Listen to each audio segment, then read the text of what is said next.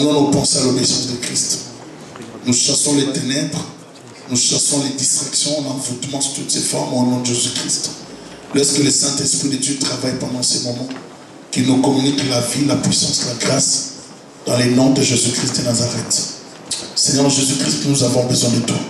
Nous te voulons en ces lieux, en ce moment. Que tout soit pour ta gloire.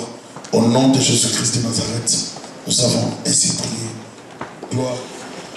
Amen. Amen. Même malgré la tempête, bien malgré la neige, malgré le temps de fête, il faut venir prier. Amen. Amen. Donc il ne faut pas prolonger. Dieu, on ne les met pas de côté, donc on a besoin de Dieu tous les jours. On va lire la Bible dans 1 Samuel. Nous sommes en train de parler toujours dans le cadre de la reconnaissance. Et on va parler de l'ingratitude comme on a parlé la fois passée. On va finir ça aujourd'hui, l'ingratitude de Saül. Dans 1 Samuel, chapitre 15.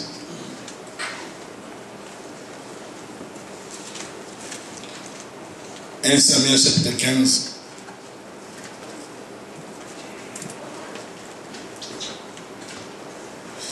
Donc, je vais commencer dans 1 Samuel 14, verset 47, et puis continuer au chapitre 15, juste pour avoir l'idée de cette partie.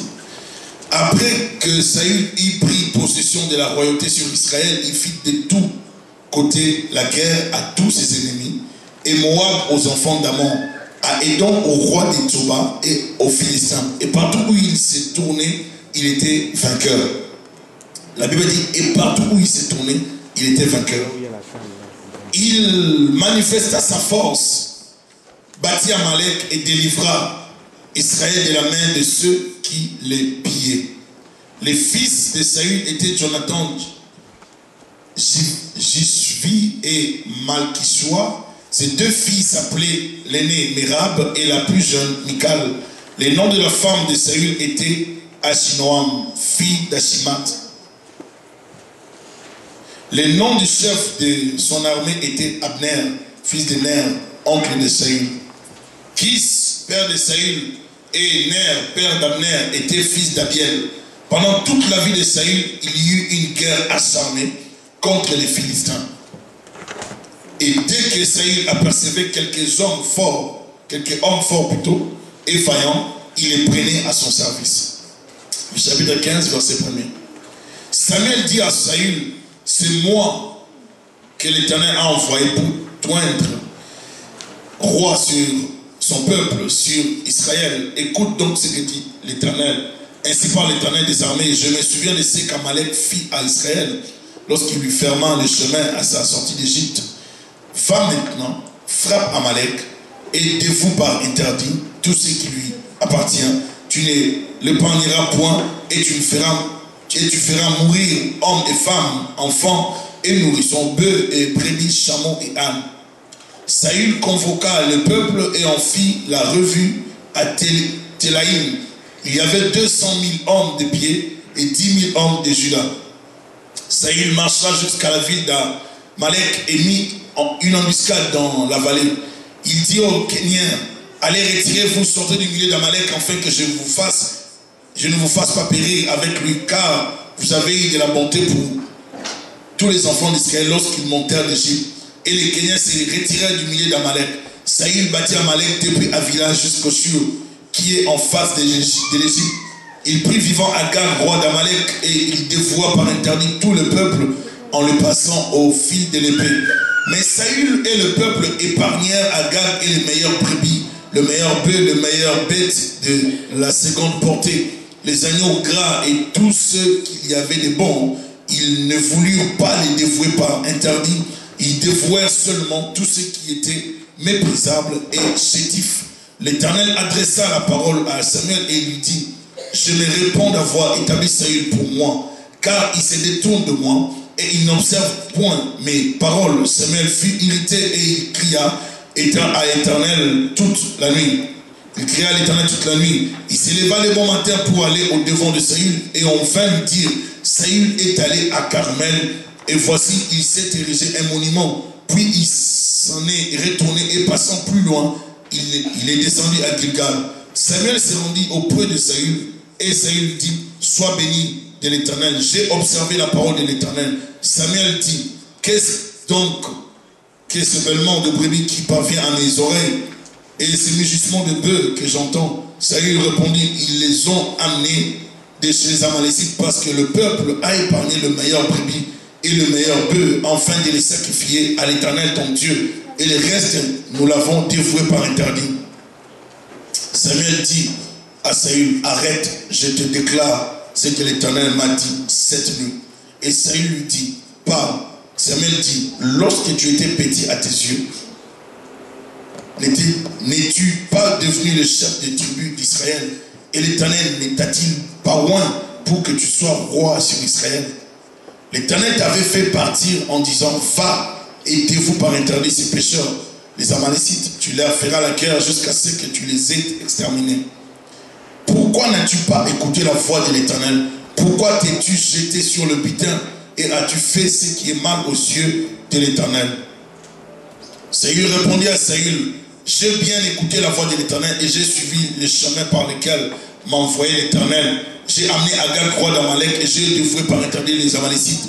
Mais le peuple a pris le butin des brebis et les bœufs comme prémice de ce qui devait être dévoué, afin de les sacrifier à l'Éternel ton Dieu à Gilgal. Samuel dit, l'Éternel trouve-t-il du plaisir dans les holocaustes et les sacrifices comme dans l'obéissance à la voix de l'Éternel?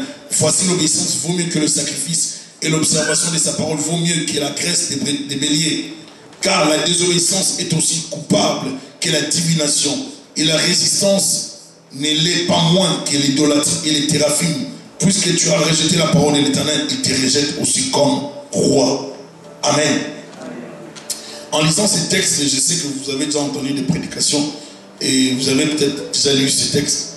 Ça nous parle de l'histoire du roi Saül qui avait désobéi à la pensée de Dieu, qui n'avait pas respecté la mission qu'il lui avait confiée le Seigneur. Il est allé en mission alors qu'il avait des exigences, n'est-ce pas, à respecter, mais Saül n'a pas respecté. Avant d'en arriver là, nous allons voir que ce roi Saül, qui était choisi par l'amour de Dieu, par la grâce de Dieu, était devenu roi sans pourtant prévoir qu'il allait devenir roi. Il est devenu roi par la grâce de Dieu. Il allait pour autre chose, il cherchait les brebis de son père, oui, les ânesses de son père, et c'est comme ça qu'il est devenu roi. Donc il va rencontrer l'homme de Dieu, et les choix étaient déjà sur lui par le Seigneur. Mais la Bible nous dit ici que cet homme était un homme aussi courageux, un homme fort, un guerrier, un combattant. On nous dit que partout où il s'est tourné, il était vainqueur. Il manifesta sa force, battit Amalek et délivra Israël de la main de ceux qui les pillaient. Donc c'était un combattant, un homme de guerre. Lorsqu'on parlait de Saül, on voyait un géant, on parle de Saül comme un géant.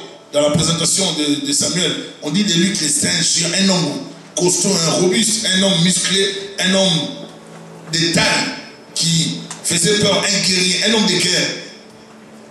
Il était un homme préparé pour, n'est-ce pas, combattre l'ennemi.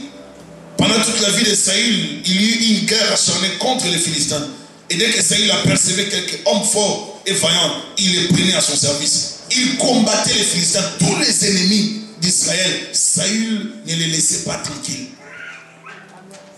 Tous les ennemis d'Israël, Saül ne les laissait pas se reposer. Il les inquiétait. Il inquiétait tous les ennemis.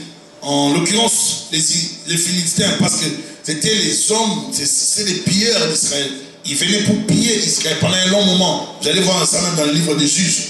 Alors, lorsque Saül apercevait un homme, un vaillant, un guerrier, un homme fort dans la ville, il le prenait à sa suite, de son côté, pour qu'il travaille auprès de lui. Donc, il constituait une armée des hommes forts pour les combats. Et Dieu lui donne maintenant une mission pour aller détruire Amalek, ou bien les Amalécites. Pourquoi? Parce que lorsqu'Israël était sorti de l'Égypte, Israël voulait passer par leur terre, mais eux, ils avaient refusé le passage à Israël. Alors Dieu avait déclaré qu'il y aura guerre entre Israël et en guerre de l'Éternel entre Israël et les Amalécites. Donc ce sera une guerre permanente, une guerre éternelle, jusqu'à ce qu'il efface la mémoire des Amalécites sur la terre. Alors Dieu se souvient maintenant de ce refus-là. Dieu intervient. Samuel dit à Saül, c'est moi que l'Éternel a envoyé pour te oindre roi sur Israël. Écoute donc ce que dit l'Éternel. Ainsi parle l'Éternel des armées. Je me souviens de ce qu'Amalek fit à Israël lorsqu'il lui ferma le chemin à sa sortie d'Égypte. Israël ne savait peut-être plus, mais c'est Dieu de son côté qui se souvient. Les Amalécites avaient refusé le passage à Israël, mais ici nous voyons Dieu se souvenir de leur attitude, de leur mépris, de leur comportement de méchanceté envers Israël. C'est Dieu qui se souvient et non le peuple d'Israël. Raison pour laquelle la Bible peut dire à moi la vengeance et la rétribution. Et nous le voyons ici parce que c'est Dieu qui peut te venger. C'est Dieu qui peut intervenir. Dieu s'est souvenu de cela. Dieu envoie les prophètes parler à Saïd pour aller intervenir. Va maintenant, frappe Amalek, aidez-vous par interdit tous ceux qui lui appartiennent. Tu ne le épargneras point et tu feras mourir hommes et femmes, enfants et nourrissons, bœufs et brebis, chameaux et ânes. Dieu l'envoie en mission pour aller tout détruire. Ça vous êtes là. Amen. Dieu l'envoie en mission, non pour aller épargner, mais pour aller tout détruire. Vous savez, des fois, la mission que Dieu confie aux hommes, ça n'a toujours pas été facile. D'autres choses que Dieu nous demande de faire, ce sont des choses qui nous dépassent des fois. Des fois, ça nous met mal à l'aise. Les demandes de Dieu. Les demandes de Dieu, des fois, ça ne rejoint pas notre façon de voir les choses, notre vision des choses. Ici, un Dieu demande à son serviteur, le roi, d'aller détruire tout un peuple. De tout détruire. De tuer les hommes, les femmes, les enfants, les nourrissons même. Et toutes les bêtes. Tout tuer. Dieu dit, tuez, tout ne prenez rien. Est-ce que vous êtes là? C'est dépassant de voir une telle attitude de la part de Dieu. D'un Dieu, soi-disant, si on doit le dire, bon, comment est-ce qu'il agit comme ça? Mais derrière les décisions de Dieu, il y a toujours une pensée. Dieu ne fait rien pour rien. Lorsque Dieu te dit, ne sors pas ou ne fais pas telle chose, il te parle peut-être d'autres détails, mais c'est dans ton intérêt. Des fois, nous ne comprenons pas les interventions de Dieu dans nos vies, mais ça a toujours été pour notre bien-être. L'homme voit ce qui frappe devant ses yeux, l'homme voit ce qui est devant lui, mais l'homme ne va pas trop loin, l'homme ne transcende pas. L'homme ne se donne pas l'opportunité d'aller au-delà. Dieu n'est pas limité par ce que nous voyons. Dieu va toujours trop loin.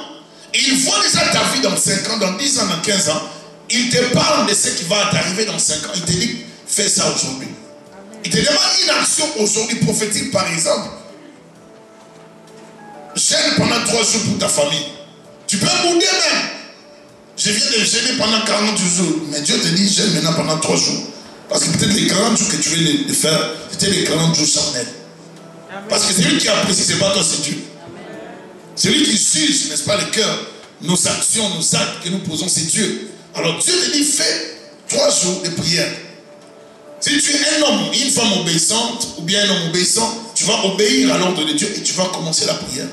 Tu vas pas savoir pourquoi est-ce que Dieu me demande de jeûner. Peut-être par les jeûnes, Dieu me parle d'un malheur. Est-ce que vous êtes là? Quelqu'un pouvait concevoir le mal contre toi sur le plan mystique et l'envoyer sur toi. Mais pendant ce temps de jeûne et prière, tu neutralises la puissance qu'on allait libérer sur toi pour te détruire. Alléluia. Parce qu'il faut savoir toujours que par les jeûnes et prières, nous augmentons la présence de Dieu dans nos vies. La puissance de Dieu augmente encore davantage dans notre vie. Et ici, Dieu a demandé à son serviteur d'aller détruire. Saïd était mal à l'aise par rapport à ça. Et nous le voyons dans son attitude. Pourtant, Dieu lui a dit de ne rien épargner. Lorsque Dieu nous demande de faire quelque chose, nous n'avons pas à négocier, nous n'avons pas à changer les décisions de Dieu. Quand Dieu t'envoie en mission, te demande de faire quelque chose, tu dois exécuter la mission de Dieu sans enlever quoi que ce soit. Alléluia.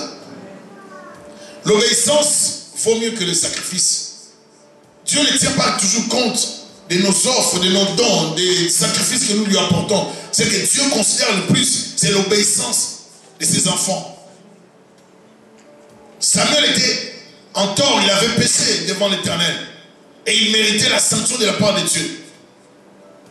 Il parle Il va se justifier devant l'homme de Dieu. Il ne va même pas mentionner ses erreurs.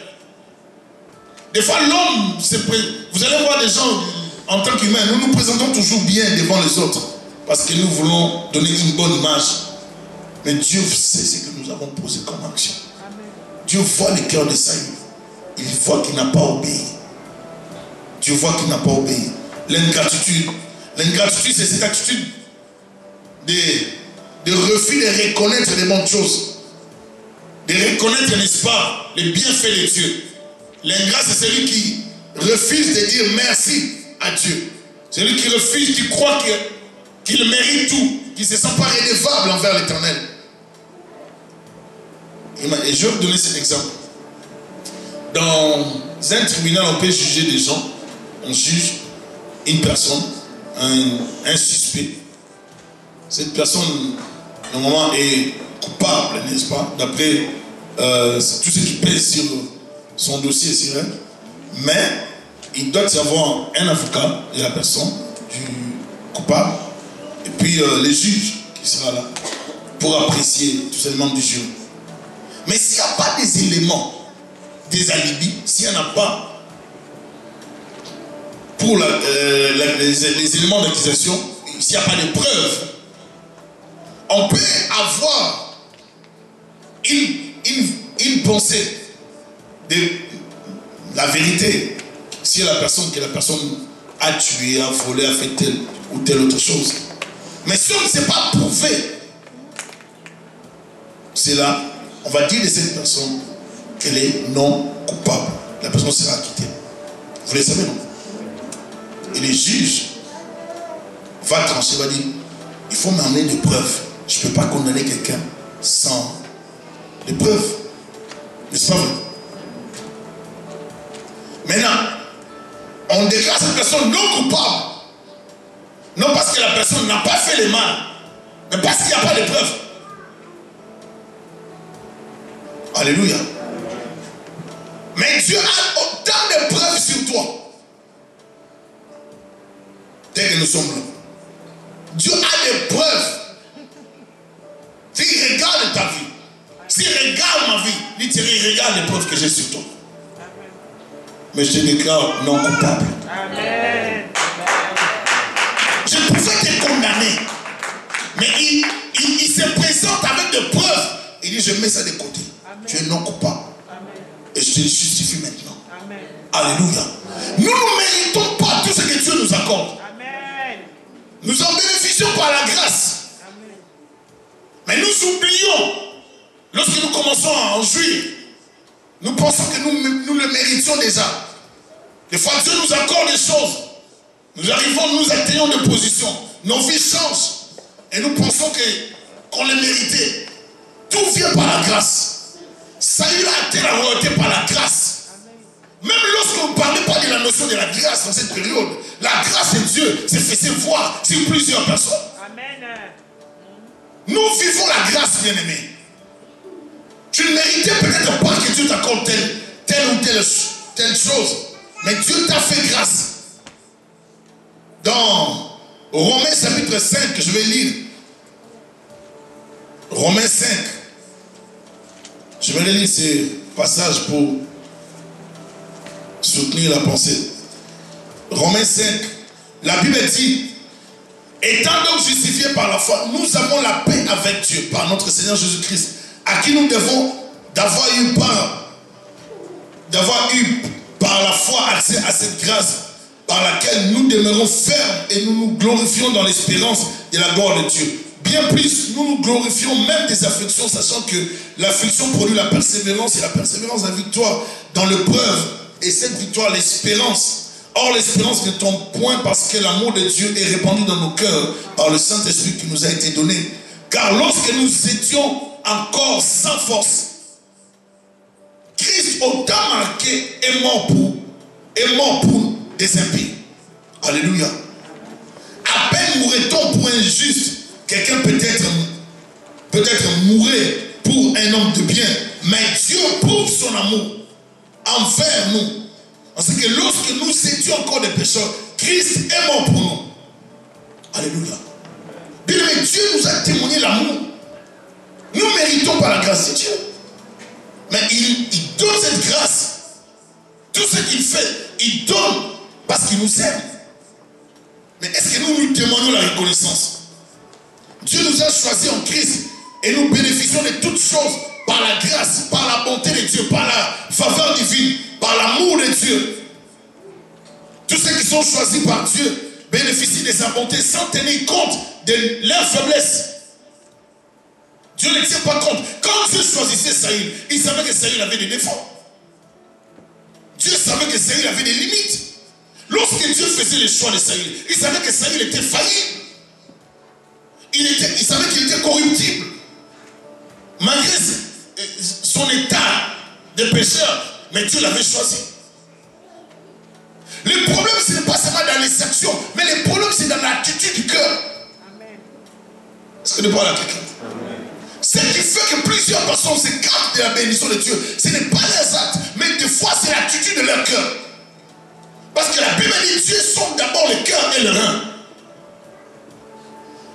On peut poser des actions, on peut même dire pardon, alors que dans le cœur, on ne demande pas pardon. Dieu ne regarde pas ce que nous extériorisons, mais Dieu regarde ce qui est à l'intérieur. Est-ce que dans ton cœur, tu as vraiment demandé pardon à Dieu?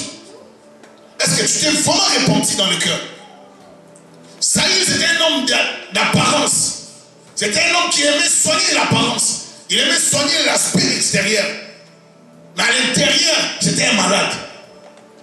Parce que la relation n'était pas correcte avec le Seigneur. Tu ne peux pas servir Dieu, bénéficier de sa grâce et rester indifférent. Il y a des choses qu'il faut changer dans la vie. Est-ce que je parle à quelqu'un? Dieu travaille et choisit ceux qui ne sont pas considérés par la société. Lorsque Dieu fait son choix, il ne prend pas les gens qui sont valorisés par le monde. Dieu prend toujours les rebuts de la société, les gens qui n'ont pas de valeur. Il les valorise parce que c'est comme ça qu'ils travaillent. Parce que là où les hommes pointent les doigts, les hommes choisissent par rapport à nos performances. Je vais dire quelque chose. Si votre fille, vous amenez un garçon pour le mariage, vous allez poser des questions, n'est-ce pas? Est-ce qu'il a étudié? Il est à quel niveau? N'est-ce pas, vous parents? Si tu n'es pas parent, mais si en réfléchissant, c'est ça les questions, n'est-ce pas? Et qu'est-ce qu'il a déjà fait? Est-ce que tu peux parler de ses parents? L'homme choisit toujours par rapport à ce que tu présentes comme CV. Mais Dieu t'a choisi non par rapport à ton CV. Dieu ne nous choisit pas par rapport à nos bonnes choses. Dieu nous choisit par rapport à nos mauvaises choses. Il dit, toi je t'ai choisi. Tu es méchant, mais je t'ai choisi. Mon choix tombe sur toi. C'est toi que je vais utiliser pour que le monde de demain soit béni. Dieu ne choisit pas ce que les gens regardent, acclament. Dieu choisit les gens qui sont négligés. Des gens sales. Lorsqu'un père regarde à la télévision, il voit, on présente un enfant qui a tué ses collègues, bien 10 autres enfants à l'école, et qu'il se rend compte que c'était son fils. Cet enfant cesse d'être son fils. Est-ce que cet enfant qui a tué cesse d'être le fils de ce père? Et quelle sera son attitude par rapport à cet enfant? Il va dire, non, c'est pas, c'est l'enfant du voisin. Dans son cœur, c'est toujours mon fils. Toi, tu vois l'assassin, mais le père regarde son enfant. Parce que ton cœur, tes yeux, voient toujours le mal. Mais le regard de Dieu n'est pas le même regard que nous. Amen. Dieu ne regarde pas comme moi et toi nous regardons. Dieu regarde avec amour. Amen. Et le père va voir son fils à la télévision présenté comme un bandit, c'est toujours mon fils. Il va tout faire pour que son fils sorte de là. Amen. Même s'il a tué. C'est vrai. Tant que tu seras père, tu dois t'investir pour tes enfants. Amen. Et c'est cet amour que Dieu a pour toi. Quand Dieu choisit, il te choisit, il te fait du bien. Est-ce que tu penses en retour à l'œuvre de l'Éternel dans ta vie? Est-ce que tu penses en retour à ce que Dieu a fait, investi pour ta famille? Il t'a fait traverser des situations difficiles. Il était avec toi.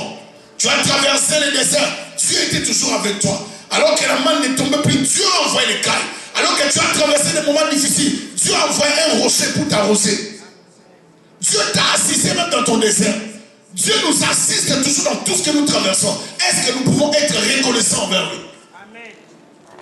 Est-ce que je parle à quelqu'un? L'amour de Dieu transcende l'imagination humaine. L'amour de Dieu va au-delà de ce que les hommes pensent. L'homme cherche ce qui frappe les yeux. Et même aujourd'hui, même dans nos choix des églises, même dans nos choix des femmes, nous choisissons la femme qui est bien maquillée. Peut-être tu pourrais aussi choisir une femme non maquillée pour la voir bien, sans maquillage. Est-ce que je parle à quelqu'un? Nous choisissons toujours, les hommes ou bien les femmes choisissent les hommes qui ont déjà des voitures, ils sont déjà prêts. Ah lui, il annonce l'avenir. Non, Dieu choisit, Dieu nous donne une notion de choisir ce qui n'est pas considérable, ce qui n'est pas considéré par la société. Est-ce qu'il parle à quelqu'un? Même dans les choix des églises, nous choisissons toujours des églises où c'est bien construit, bien embelli. Mais pour qu'elles deviennent comme ça, il y a des gens qui ont investi. Et ceux qui n'ont pas investi pour l'œuvre de Dieu, ils vont aller dans ce type d'église parce qu'ils ne veulent pas donner dans les petites églises pour les amener au même niveau que les grandes églises. Est-ce que je parle à quelqu'un? Dieu peut commencer avec des petites choses pour atteindre des grandes choses. Dieu n'a pas besoin d'avoir 10 000 poissons pour nourrir 5 000 personnes. Avec plein de poissons, Jésus-Christ a nourri plusieurs personnes. Avec quelques pains, Jésus-Christ a fait la multiplication. J'aimerais te dire que Dieu est capable de commencer avec de petites choses, avec la faiblesse, pour rendre les choses plus solides, plus efficaces, plus puissantes. Car avec Dieu, tout est possible. Il te suffit de croire et de mettre ta foi en Dieu. Tu verras. La Bible dit si tu crois, tu verras la gloire de l'Éternel. Il y a peu de gens qui croient. Lorsqu'on dit qu'on commence l'église, les gens croient. Ils veulent. Totalement. On les regarde. Ils pensent que ça va rester comme ça. Si la vision dans la tête est petite, les choses seront petites. Mais si la vision est grande, vous atteindrez votre vision obligatoirement si vous êtes fidèle à Dieu. Je voudrais t'encourager aujourd'hui pour te dire, ne sois pas ingrat. Ne regarde pas ce que tu vois. Ne regarde pas les cesses vides. Ne regarde pas l'absence d'argent dans les comptes. Ne regarde pas les blocages dans les affaires. Ne regarde pas la sécheresse que tu traverses. Il y a une bénédiction qui arrive.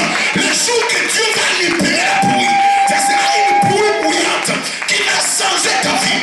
La bénédiction de l'Éternel enrichit. Elle ne se fait suivre d'aucun chacun. Lorsqu'elle arrivera sur toi, ça changera ta famille. Le problème, c'est de croire. Les justes vivront par la foi. Par la foi, nous appelons l'existence des choses qui n'existent pas. Nous rendons possible ce qui est impossible. Les faibles deviennent forts. Les pauvres deviennent riches. La destinée d'une femme faible change en un jour. J'aimerais te dire que Dieu peut changer ta vie. Tu n'as pas de raison de manifester l'ingratitude, ma soeur, mon frère. Nous devons avoir la reconnaissance envers l'Éternel. C'est pour ça que lorsqu'on se réveille le dimanche matin, ça brûle pour aller dans la maison de l'Éternel. Je vais te faire 2 cultes, ça ne me dérange pas. Alléluia. Amen.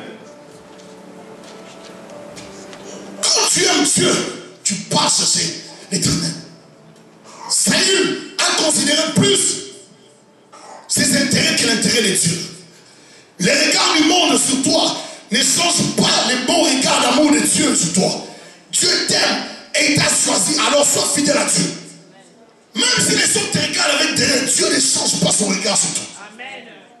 Même si la société te repousse, le regard de Dieu ne change pas sur toi, ma soeur, mon frère. Tu es le choix de Dieu, tu restes le choix de Dieu.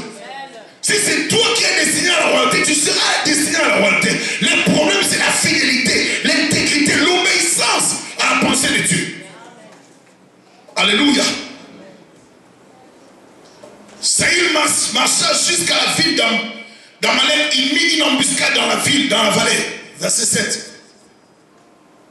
Saül bâtit Amalek depuis Avila jusqu'à Shur, qui est en face de l'Égypte. Il prit vivant Agag, roi d'Amalek. Ton bon cœur va te faire tuer. Et ton bon cœur qui vit dans la naïveté va te conduire à la mort. Plusieurs personnes meurent à cause de la naïveté. On te demande de faire quelque chose qui est capital pour ta vie, tu refuses. Tu veux monter ta montée plus que la montée de Dieu. Tu ne peux pas aimer ton prochain plus que Dieu. Amen. Tu ne peux pas me dire que tu aimes quelqu'un plus que Dieu. Dieu qui l'a créé te dit, va les tuer. Toi tu dis, ah, c'est comme les dieux des Moabites. C'est un Dieu qui demande d'aller tuer des gens. Agag, quand même, on coopérait bien avec Agag. C'était un bon roi, nos relations diplomatiques, quand même, ça fonctionnait. Je vais épargner Agag. Bon, je laisse quand même mes soldats épargner des brebis, toutes ces choses-là. Comme ça, on va les amener. Bon, Dieu, il aime les offrandes, on va amener les offrandes. Les pasteurs aussi, ils aiment beaucoup les offrandes, les dîmes. On va prendre ça, on va amener. Ils vont prendre. On calcule toujours comme ça. Tes pensées ne sont pas les pensées de Dieu. Alléluia. Quand toi tu penses à quelque chose, parce que Dieu a déjà mis 1 million de réponses par rapport à la chose. Alléluia. Dieu va au-delà. Et il prit Agag, roi d'Amalek, et il dévoie par interdit tout le pays en le passant au fil de l'épée. Mais Saül et le peuple épargnèrent Agag. L'auteur reprend la même pensée du verset 8 au verset 9. Il dit encore, mais Saül et le peuple épargnèrent Agag. Et le meilleur brebis, le meilleur bœuf, le meilleur bête de la seconde porte. Lorsqu'il voyait ça, il disait, on ne peut pas citer ça, on ne peut pas détruire ça. Non, on ne peut pas sacrifier ça. C'est ça. Il faut emmener ça dans le pays. Ça, c'est pour Dieu. Une bonne intention, mais te conduit loin de la volonté de Dieu. Une bonne pensée, mais te conduit loin de la bénédiction de Dieu. On peut avoir des bonnes intentions, comme Uza, pour soutenir l'as qui allait tomber. Mais on en meurt, tout simplement, parce qu'on n'était pas consacré à faire ce travail. Est-ce que je parle à quelqu'un? On peut avoir des bonnes pensées, mais mal exprimées, et Dieu frappe. Dieu ne suit pas les gens par rapport aux sentiments. Dieu ne fonctionne pas par les sentiments. L'homme meurt à cause des sentiments. La plupart du temps, nous mourons dans la vie parce que nous voulons vivre par les sentiments. Nous ne voulons pas croire à la vérité. Des fois, lorsqu'elle est dite, elle peut être blessante, mais elle change de vie. Et plusieurs ne veulent pas changer de réalité. Ils veulent rester comme ça. J'aimerais te dire que tu peux éviter le mal dans ta vie. Amen. Tu peux éviter le malheur dans ta vie. Alléluia. Le faible commencement n'empêche pas la prospérité demain. Mais quand tu seras prospère, est-ce que tu garderas la foi? Alléluia. Quand Dieu va te bénir, est-ce que tu seras fidèle? L'attitude de Saül révèle, n'est-ce pas, un peu de l'orgueil, l'assurance dans la direction. Il ne voulut pas les dévouer par interdit, et il dévoua seulement tout ce qui était méprisable et chétif. L'Éternel adressa la parole à Samuel et lui dit, je me répands d'avoir établi Saül pour roi, car il se détourne de moi et il n'observe point mes paroles. Qu'est-ce qui a poussé Dieu à se repentir? C'est parce que Saül avait de mauvaises intentions? Non. C'est la désobéissance. Alléluia. Lorsqu'un père demande à ses enfants de faire quelque chose et que les enfants n'obéissent pas, est-ce que ça réjouit le cœur de leur père? Mais si tu venais avec, papa regarde ton cadeau, mais est-ce que tu seras dans la joie de prendre le cadeau de ton enfant alors que tu l'as envoyé de faire quelque chose, il a refusé? Ou bien il a obéi partiellement? C'est dérangeant, n'est-ce pas? Même si le plan relationnel, ça dérange la relation. L'obéissance vaut mieux que le sacrifice. Il faut être obéissant à la parole de Dieu. La plupart des temps, nous souffrons dans la vie parce que nous n'obéissons pas à ce que Dieu nous demande de faire. Nous n'avons pas de temps de relation avec Dieu. Dieu nous a donné des principes de vie dans la marche chrétienne. Si tu veux sortir le matin, prie. Si tu veux dormir la nuit, prie. Recommande ton sort à l'Éternel. Si tu veux effectuer un voyage, prie pour ce voyage. Tu veux faire quelque chose, prie pour les affaires. Tu veux chercher de l'emploi, prie pour ça. Mais la plupart du temps, les chrétiens ne vivent pas comme ça. Ils vivent comme s'il n'y avait pas de loi, comme s'il n'y avait pas de Dieu, comme s'ils n'étaient même pas redevables envers le Créateur. Et c'est ça qui nous tue, c'est ça qui nous fragilise. La fragilité qu'on trouve dans les milieux chrétiens, c'est l'ignorance de la parole. Et c'est les ignorances nous poussent dans la souffrance. L'humain pour lequel Christ est mort n'avait rien en lui pour mériter cela. C'était juste l'amour de Dieu. Christ est venu mourir à la croix pour toi, pour moi. Qu'est-ce qui pouvait l'attirer sur nous? Rien. On était des pécheurs. Alléluia. Rien ne pouvait l'attirer, mais c'est l'amour exprimé. Qu'est-ce qui pouvait attirer Dieu sur le choix de Saül? Tu n'avais pas la pensée de devenir roi. Tu n'avais pas la pensée de devenir riche. Dieu te met dans une occasion pour te propulser en un jour tu deviens riche. Mais est-ce que tu as des plans de bonheur dans ton cœur pour Dieu? Est-ce que tu as des bons projets pour Dieu? Si Dieu t'est levé aujourd'hui, il te donnait la royauté, il te donnait la richesse, tu devenais un grand homme d'affaires au Canada, parlementaire au Canada, ministre, et tu sais que si tu mets ton sceau, ta signature, plusieurs personnes vont passer dans leur vie. Est-ce que tu seras reconnaissant en Dieu?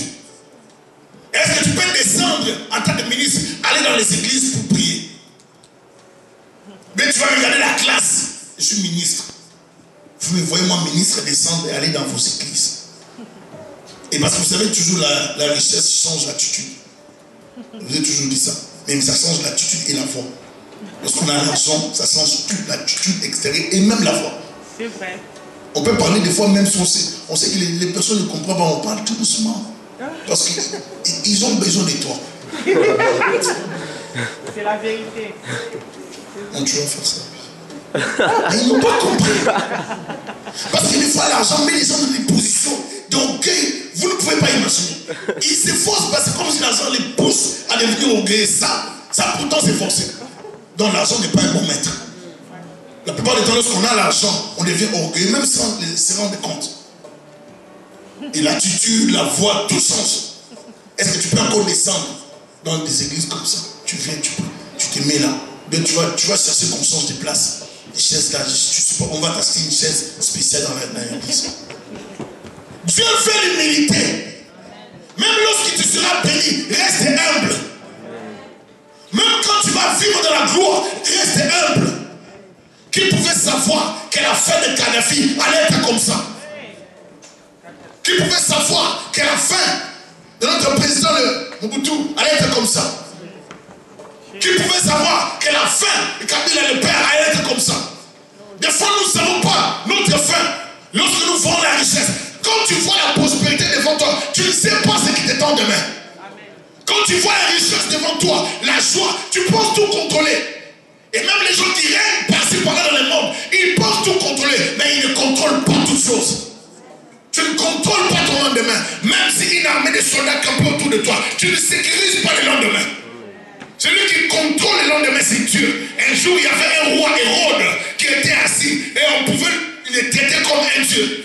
La Bible dit Dieu va envoyer un ange pour le frapper. Amen. Il était assis, il ne s'attendait pas à la mort. Du coup, la Bible dit il est mort et il commença à pourrir. C'est-à-dire, une mort en colère de la part de l'ange. On a dit, va le tuer, il commence à pourrir. Les gens vont voir sa faiblesse. Il est humain, il croit qu'il était Dieu. Parce qu'on commence à lui donner la gloire de Dieu. Et Dieu, l'ange va le frapper à la tête. Il tombe, il meurt, il commence à pourrir. Pas le lendemain, j'ai dit la main à l'instant. Il commence à se décomposer.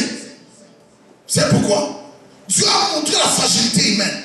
Donc même si on est roi, on ne contrôle pas la vie. Même si on a l'argent, on ne contrôle pas tout. Ça y est, tu es humain. Tu dois obéir à l'ordre de Dieu. Tu dois accomplir la pensée de Dieu exactement, sans négociation. Amen. Il ne faut pas diluer ce que Dieu demande de faire. Dieu ne veut pas d'obéissance partielle. Il veut une obéissance totale. Dieu nous a démontré dans son amour. Alléluia. Écoutez ce que la Bible va dire. Je me réponds d'avoir établi Saül pour roi, car il se détourne de moi et il n'observe point mes paroles. Samuel fut irrité et il cria à l'Éternel toute la nuit. Le prophète a prié toute la nuit pour un homme que Dieu avait rejeté. il voulait convaincre Dieu. Je dis, il est parti d'écouter. Alléluia. Saül ne savait pas que Dieu avait déjà révélé son état spirituel, sa déchéance. Des fois, nous ne savons pas que Dieu a déjà en main notre lendemain. Amen. Ce qui va t'arriver demain, Dieu a ça entre ses mains. Et pourquoi tu ne les cherches pas? Pourquoi pour venir à l'église, il faut qu'on vous appelle? Pourquoi pour prier, il faut qu'on fasse les suivis? Est-ce ça la vie chrétienne? Est-ce ça vraiment la vie chrétienne? Quand je regarde des jeunes mourir, et je vois des fois les gens pleurer comme dans le pays, les gens, des comédiens mourir, quand je regarde, des fois ça fait mal. Quand je vois tout ça, je vois la fragilité de l'homme. Où nous allons? Vous pouvez voir les vidéos de la personne, comment la personne jouait, et voyez après quelques temps, la personne, comment on amène les cadavres à la mort, comment on amène ça, comment on sort ça de la voiture. Pas d'ambulance! Enrouler les draps. Peut-être que tu as oublié que c'est comme ça. J'aimerais te rappeler que c'est comme ça vraiment la réalité. Et oublier cette réalité va te pousser à croire que tu contrôles tout, tu ne contrôles rien. C'est Dieu qui a le souffle de vie entre ses mains. Tu dois être reconnaissant dans toutes choses. Si tu vis jusqu'à ce jour, c'est la grâce de Dieu. Si tu vis, tu n'as pas le droit d'être ingrat envers l'Éternel. Il faut dire merci à Dieu pour les hauts faits. Des jeunes mourir, des personnes âgées rester en vie, des jeunes filles, des bébés mourir, des vieillards rester en vie. C'est la grâce. Quand il fait, il fait pleuvoir la pluie sur les bons comme sur les méchants. Et pourquoi tu n'es pas zélé pour les Seigneurs? La Bible dit, il est écrit, la maison de l'Éternel, les ailes de ta maison me dévorent. Moi je suis dans la joie. David était dévoré par les ailes de la maison de l'Éternel. Lorsqu'on me dit d'aller dans la maison de l'Éternel, pourquoi venir à l'église, ça doit être l'objet de la pression? Pourquoi on ne peut pas programmer ça les samedis? Je vous ai dit comment les Juifs se comportent. Les vendredis, ils arrêtent tout. Ils préparent tout. Les samedis, c'est les sabbats. Alléluia. Apprends à préparer les jours de l'Éternel. Apprends à préparer les jours de l'adoration. Tu as l'obligation d'adorer ton Dieu.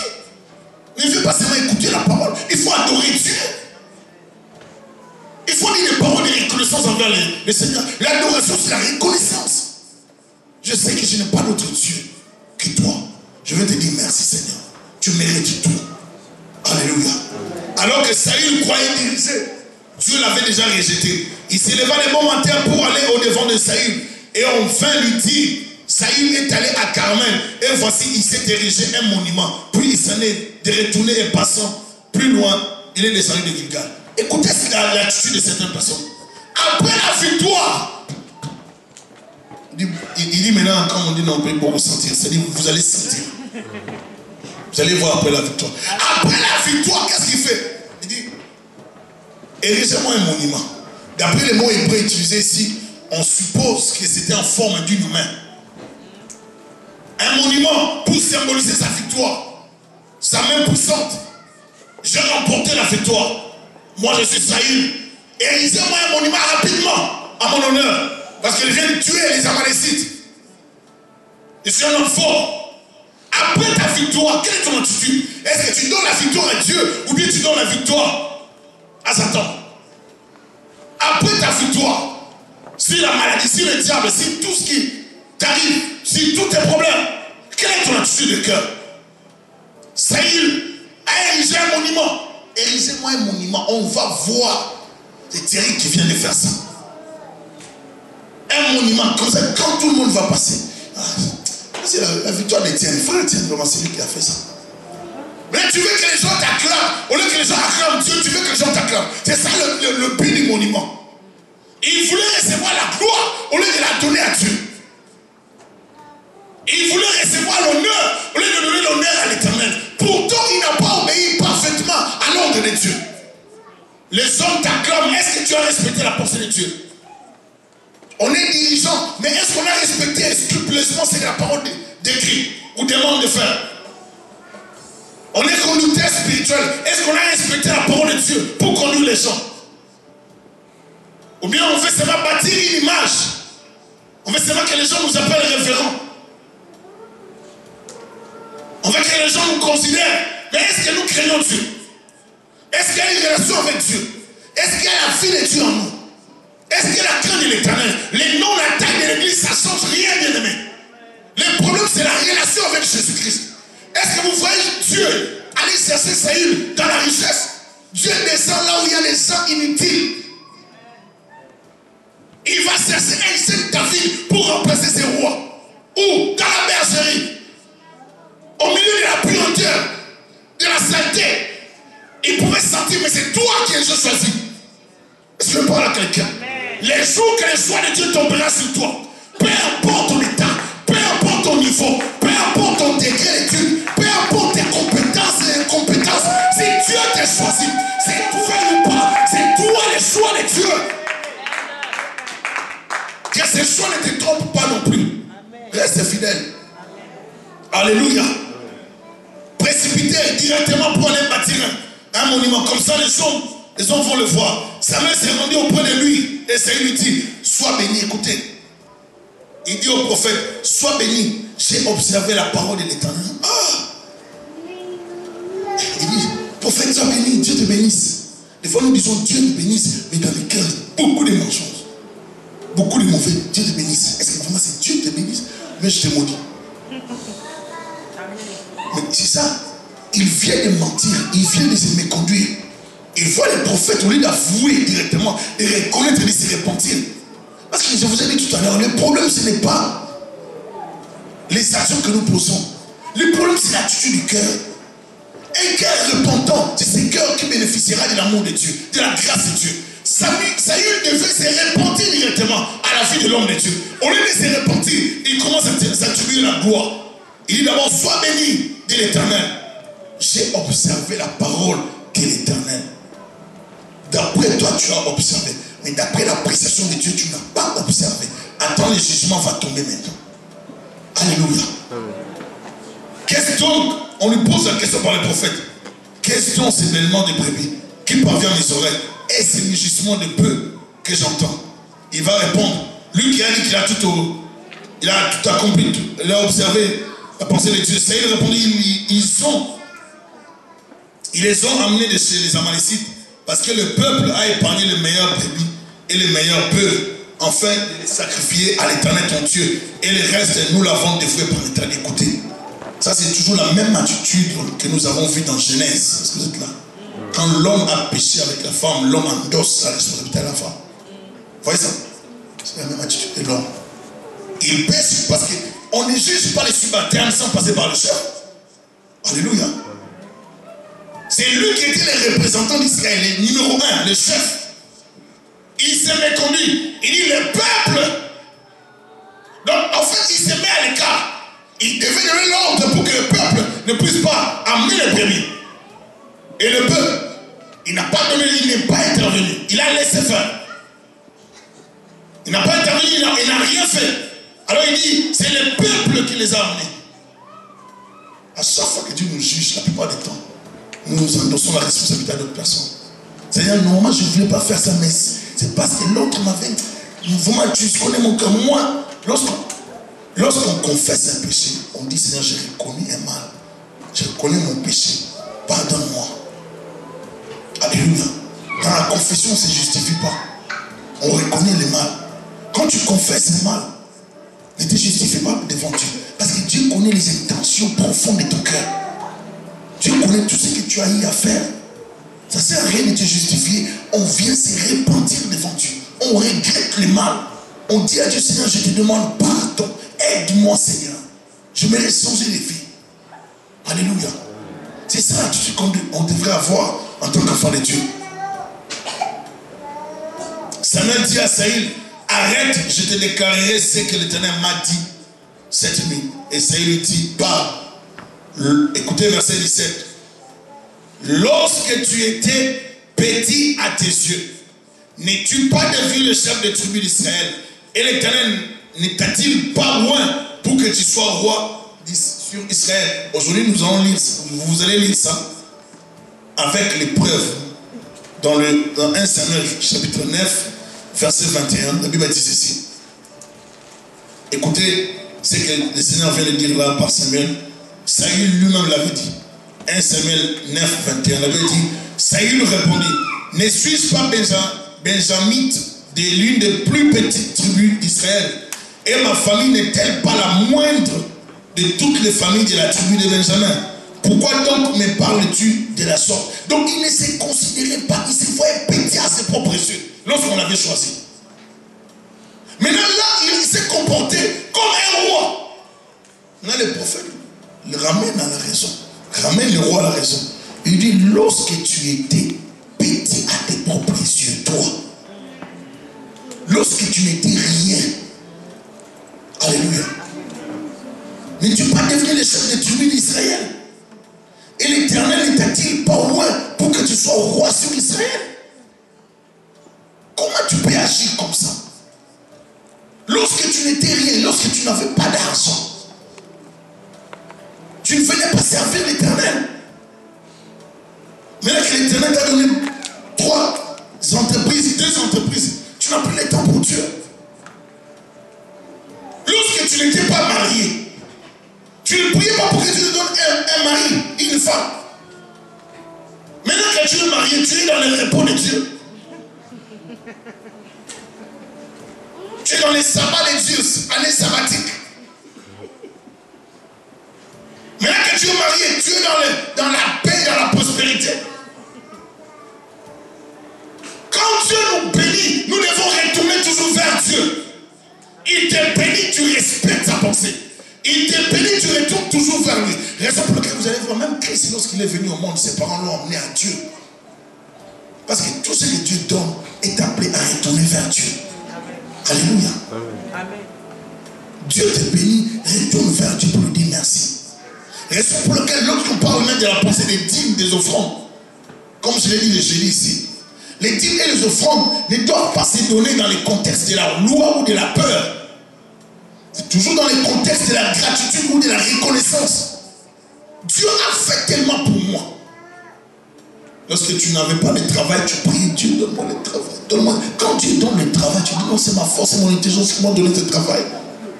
C'est mes diplômes à Harvard, les diplômes à McGill, les diplômes à Concordia. C'est qui m'ont donné ce travail. Tu oublies que tu peux avoir des diplômes, avoir le propre et ne jamais travailler avec ces diplômes. Amen. Je connais des gens qui ont des diplômes, qui ont étudié, qui ont l'intelligence. Si vous parlez, vous serez épaté de voir ces gens-là vivre dans la misère. Amen. Ils n'ont jamais même travaillé selon leurs compétences et formations. On peut avoir des diplômes et ne pas en suivre. Amen. Mais quand Dieu te fait grâce, ton intelligence est valorisée. Ne te tape pas la poitrine. Donne gloire à Dieu par ton attitude. Amen. Alléluia.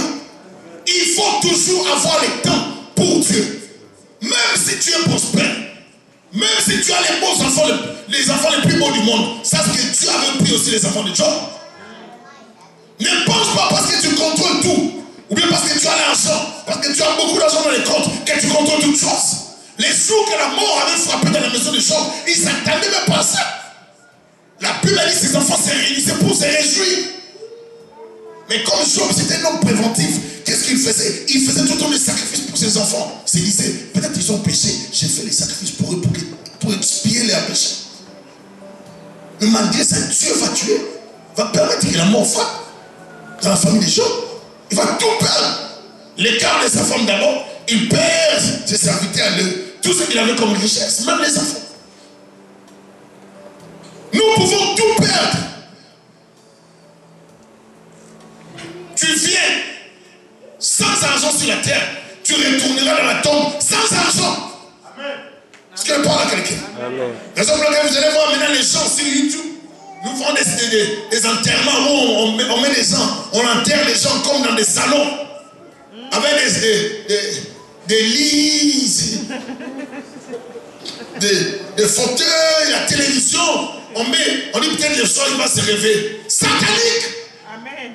Même si on vous enterre comme ça, vous n'allez pas répondre la vie. Si vous n'avez pas Christ, vous n'aurez pas la vie. Ceux qui mourront avec Christ, la Bible nous dit, les morts en Christ reviendront à la vie. Et nous les vivants, nous allons les rejoindre dans les airs.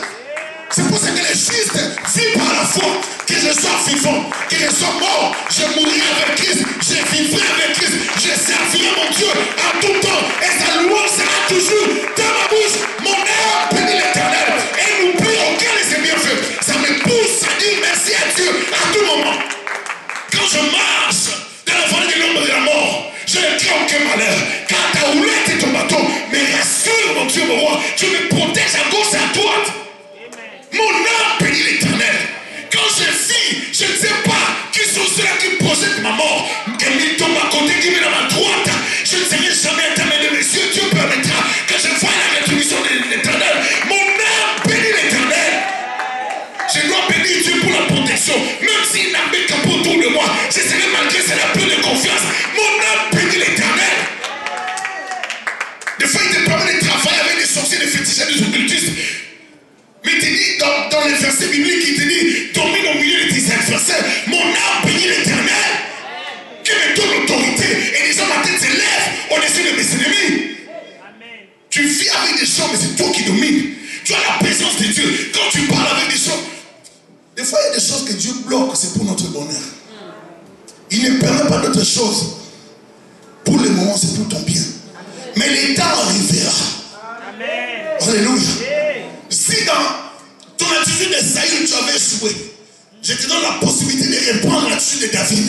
Quand tu vas pécher, tu vas dire Éternel, enlève pas ton esprit de ma tête. Seigneur, crée en moi un cœur pur, un esprit disposé.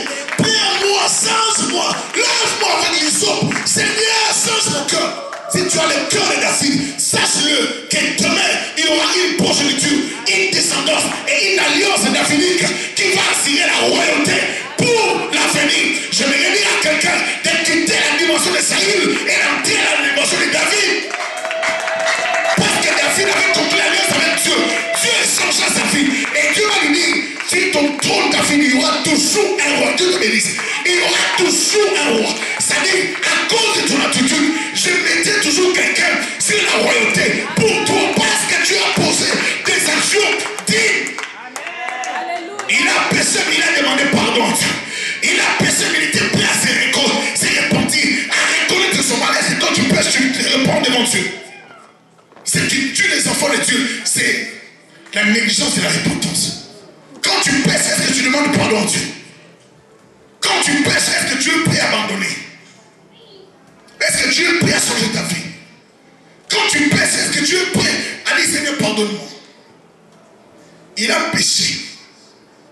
Il a vu les prophètes, mais il ne veut pas accepter son péché. Il veut justifier les choses.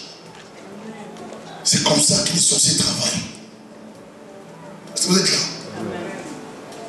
Les sorciers, même en face, ils vont vous dire non, je ne suis pas sorcier. Les voleurs, des fois, vous pouvez l'attraper. En train de voler, dit je ne vole pas. Je tenais seulement, je réfléchissais. Si c'est à moi ou bien à quelqu'un d'autre. Mais vous l'avez attrapé dans l'attitude de vol. En train de prendre quelque chose. Et qu'est-ce qu'il faisait? Tu voles? Non, je ne vole pas. Non, je ne vole pas. Il peut nous effacer. Je ne vole pas, c'est lui. Mais pourtant, il volait. Mais celui qui a le cœur de la repentance, il demande pardon directement. Il ne se justifie pas. Dieu apprécie plus les gens qui se repentent que les gens qui se justifient. Ce qui te rapproche de Dieu, ce n'est pas tes actes, mais c'est plus l'attitude de ton cœur. Est-ce que ton cœur est prêt à servir l'Éternel? Celui qui sait que c'est Dieu qui lui a donné l'intelligence, la force, le travail, à la fin de l'année, à la fin du mois, il amène sa dîme à l'église. Il donne sa dîme par rapport à la reconnaissance, non par rapport à une contrainte d'une loi quelconque. Et tu as mis dans une église bien par rapport à la loi mosaïque, mais c'est par rapport aussi à la reconnaissance. Donne ta dîme par rapport à la reconnaissance envers Dieu. Donne ton offrande par rapport à la reconnaissance envers Dieu. Amène tes enfants à l'église par rapport à la reconnaissance. Si je vois ce que je suis aujourd'hui, c'est Dieu. Ma famille doit prier le Seigneur. Moi et ma maison, nous prions le Seigneur. Nous servons l'Éternel. Tout ce que Dieu a fait pour toi mérite la reconnaissance. La reconnaissance dans l'attitude, dans l'encadrement de tes enfants. La reconnaissance dans ta famille, dans ton comportement, dans tes relations. La reconnaissance dans toutes les dimensions possibles de ta vie. Quand tu fais des choses, tu planifies toujours. Je pars à la fête, oui, mais je sais que le dimanche, je dois aller prier mon Dieu. Je dois être reconnaissant pour la semaine qui vient de m'accorder. Je ne peux pas passer la semaine sans prier. Amen. Mais combien sont ceux-là? Ils ont été délivrés par Dieu, par la grâce. S'ils parlent, c'est Dieu. S'ils vivent, c'est Dieu. Tous ceux qui sont, c'est Dieu. Mais ils pensent qu'ils méritent ça. Parce qu'on leur a dit de prier. Bon, je vais voir parce que ces jours-ci, je suis vraiment occupé. Eh bien, sois occupé. Il y a un jour où Dieu va te récupérer. Est-ce que je parle à quelqu'un? Il y a un jour où Dieu va te récupérer. Dieu, s'il veut te récupérer, il va te récupérer. Je vous assure, Dieu peut te récupérer, te ramener à la raison.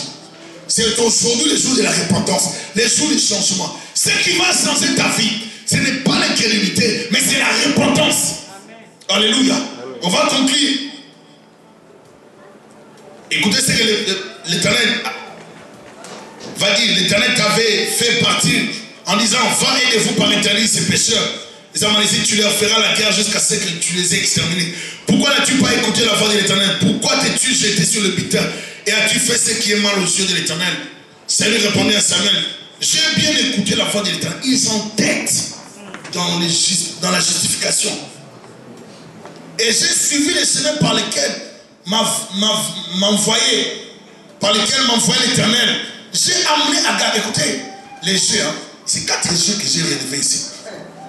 J'ai bien écouté la voix de l'Éternel. Premier jeu. Deuxième jeu. J'ai suivi les chemins. Là, il conjugue, j'ai bien écouté. Deuxième, j'ai bien suivi. J'ai suivi les chemins par lesquels m'envoyait l'Éternel. Troisième jeu. J'ai amené Agag. Il conjugue 4 verbes ici pour se justifier. J'ai amené Agag, roi d'Amalek. 4e jeu. J'ai dévoué par interdit. Là, il parle maintenant de dévouer par interdit les Amalécites.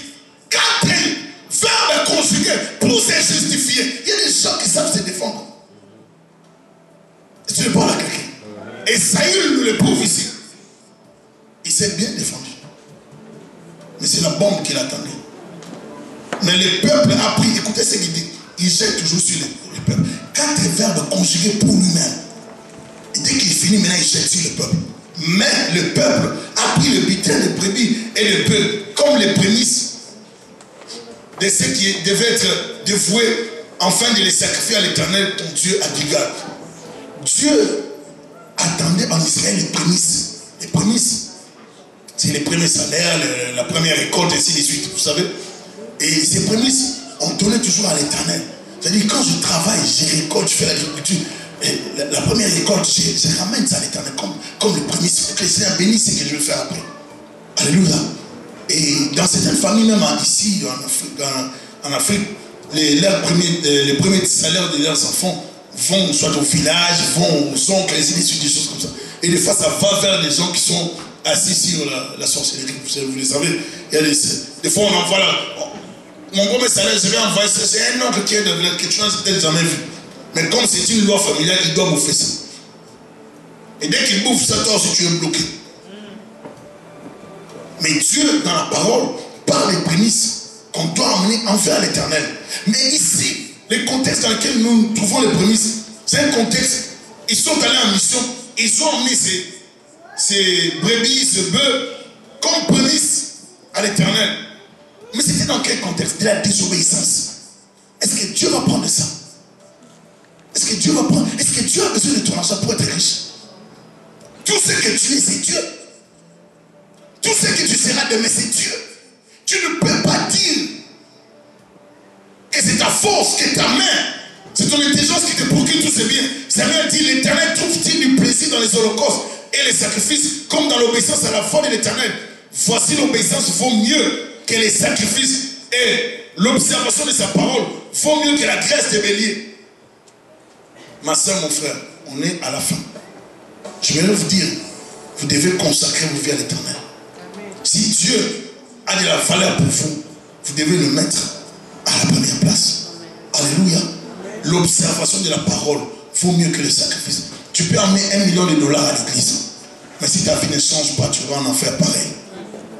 Tu peux donner beaucoup d'argent à l'église. Tu peux même me donner moi. Tu dis, parce que ça c'est à toi. Je vais prendre, je ne peux pas refuser. Mais, si toi tu ne changes pas ton cœur, tu iras en enfer. Parce que l'enfer existe. Même si je ne peux pas le démontrer où ça se trouve, mais je sais que ça existe. Je parle à quelqu'un. Donc par la foi, nous devons continuer à servir Dieu dans l'intégrité, dans la fidélité, dans l'obéissance de sa parole. L'obéissance vaut mieux que les sacrifices, car la désobéissance est aussi coupable que la divination. Et la résistance n'est pas moins que l'idolâtrie et les théraphies. Puisque tu as rejeté la parole de l'Éternel, il te rejette aussi comme roi. L'ingratitude va pousser Dieu à te rejeter. Il dit, si tu es orgueilleux, je vais te rejeter. Si tu me nies devant les gens, je te nierai aussi devant les anges. Si tu me refuses, si tu me négliges, je vais te négliger. Ton attitude va pousser Dieu à avoir la même attitude envers toi. Si tu es bon envers l'Éternel, il sera bon envers toi. Si tu es reconnaissant, Dieu va te bénir. Il va se souvenir qu'il y avait les Amalécites quelque part qui t'ont bloqué le passage. Les jours que Dieu va se souvenir de tes ennemis. Peut-être là tu es en train de souffrir, tu as oublié, mais je te dis que Dieu se souviendra de ceux-là qui t'ont oppressé hier. Ce sont des Amalécites. S'il te demande de faire quelque chose, fais-le. Parce qu'il y a une fin que Dieu a dressée pour les ennemis de ta destinée. Est-ce que je parle à quelqu'un? Les jours que Dieu avait envoyé Saül n'avait pas prévu d'être envoyé. Mais Dieu lui-même s'était souvenu des ennemis d'Israël. Les gens qui t'ont empêché le passage hier, les gens qui t'ont bloqué hier, qui ont compliqué ta vie, qui ont détruit ton mariage, qui ont détruit tes enfants. Dieu s'élèvera un jour pour les gens qui ont combattu ta vie. Il s'élèvera. Que tu oublies ou pas, Dieu se lèvera. Si ton problème, le problème de ta famille est entre les mains des sorciers, je te dis que Dieu se lèvera. C'est sous la plainte que tu ne vas pas prier. Tu ne vas même pas gêner, tu ne feras rien. Dieu lui-même va se lever. Il va envoyer un ange. Il va dire, Michael, aujourd'hui tu extermines tous les dangers de Gabriel, ma fille. Elle a trop souffert sur la terre. Maintenant, tous ceux qui combattaient mon fils, Roger, ils vont voir maintenant la main de l'Éternel. Dieu peut se souvenir de ta vie. C'est pour ça que tu m'as dit merci. Il faut être reconnaissant. Car le jour que Dieu se souviendra de toi, ça ne dépendra pas de toi. Ça dépendra de lui-même. La Bible dit, ça m'a dit à l'Éternel, c'est moi que l'Éternel a envoyé pour te roi sur le peuple d'Israël. Écoute tout ce que l'Éternel dit. Ainsi par l'Éternel des armées, je me souviens d'Amalek. Dieu va se souvenir de tes ennemis. Reste reconnaissant envers l'Éternel. Dans d'autres situations, tu ne sais pas comment te justifier. Tu ne sais pas comment te battre, mais Dieu va se souvenir. Lève-toi, on va dire merci à Dieu. Acclamons le Seigneur notre Dieu.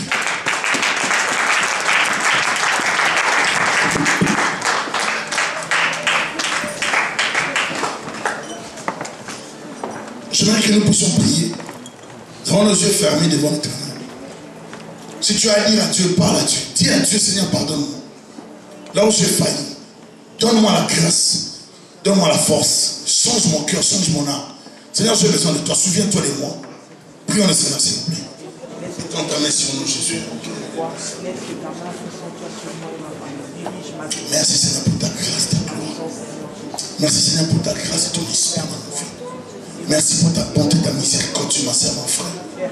Nous n'avons pas d'autre Dieu que toi. Nous tournons nos regards vers toi, Seigneur. Fais-nous du bien par ton esprit. Fais-nous du bien par ta parole. Est-ce que ta parole continue à retentir encore dans nos cœurs? Et que ta parole nous parle encore, Jésus. Inspire-nous, révèle-nous, dirige-nous, oriente-nous. Accorde-nous à être reconnaissants envers toi. Toi qui peux te souvenir de nos erreurs, de nos ennemis, de ceux qui nous combattent et intervenir pour nos vies. Tu peux, Seigneur, agir au-delà. Et tu agis au-delà de ce que nous pensons. Que ta main intervienne pour ma soeur, mon frère. Prie avec moi, Seigneur Jésus. Je viens devant toi. Te demander pardon. Seigneur, par rapport à mon ingratitude, donne-moi la capacité de manifester la reconnaissance envers toi, mon Dieu, envers mon prochain. Change mon cœur. Pardonne mes iniquités. Pardonne ma désobéissance. Accorde-moi, Seigneur, ton esprit de sagesse pour que je me dirige dans ta volonté, dans ta pensée, Saint-Esprit de Dieu, dirige-moi dans la parole. Loin de moi du péché, loin de moi le péché. Au nom de Jésus-Christ, je me soumets à toi, Saint-Esprit. Au nom de Jésus-Christ. Merci Seigneur Jésus-Christ. J'acclame le Seigneur. Je t'aime, Jésus, moi je t'aime. Jésus, moi je t'aime. Jésus, moi je t'aime. Yahweh, je t'aime. Je t'aime. Je t'aime. Je t'aime. Jésus, moi je t'aime. Jésus, moi je t'aime. Jésus, moi je t'aime. Jésus, moi je t'aime. Oh, je t'aime. Je t'aime. Je t'aime. Je t'aime. Je t'aime. Je t'aime. Tu m'as donné ton amour sans attendre un premier retour. Car tu es venu chez le tien et les tiens n'étant pas reçus. Mais à cause du sang versé sur la croix, tu as fait avec moi une alliance de sainteté. C'est pourquoi, Jésus, je t'aime.